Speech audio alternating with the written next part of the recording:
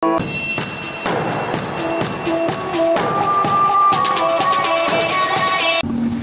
guys! For today's video ay tuturo ko sa inyo kung paano nga ba kunin ang link sa ating Facebook profile at saka sa ating Facebook page.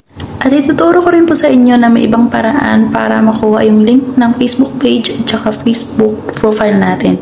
Ito nga may nag-comment sa atin na sabi niya, sa akin walang nakalagay na profile link, paano po ang aking gagawin? Bago tayo magsimula, kung hindi ka pa nag-subscribe, mag-subscribe ka na at hit mo na rin ang notification bell para updated ka sa ating susunod na video. Okay tara guys, simulan na natin.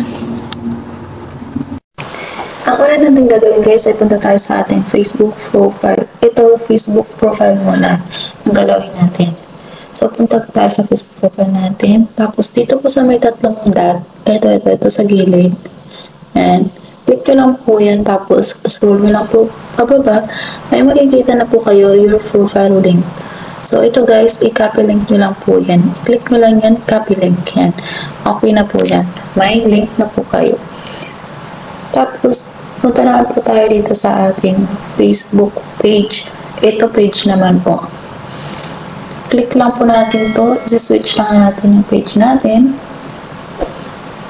Tapos, dito naman guys, punta ulit tayo dito sa profile ng page natin. So, click nyo lang po yan. Tapos, click lang ang pangalan. Tapos, dito rin po, sa may tatlong guhit na makikita nyo sa gilid, click nyo rin po yun. Tapos, may makikita po kayo dito. Dalawang po ito na pwede nyo pagkapihan ng link nyo. Ito pa may mababasa po kayo na share profile. Ito. Tapos, pag-click nyo po yan, may ilalabas po na copy link. So, yan, click nyo lang po yan. Link to post copy to clipboard. So, ayan na siya guys, yung isa. Tapos, ito naman po yung pangalawa, your page link. So, ito na guys. Ito na siya. Pwede nyo po yan. I-click nyo lang po yan na mayroon na po kayong link. Ganun lang guys kadali. So, try natin kung na-click nga ba natin yung link na yun. So, kunwari po post natin siya. So, ito guys, may lumabas. So, yun siya guys. Yan po yung link ng ating Facebook page. So, ganun lang guys kadali. Thank you.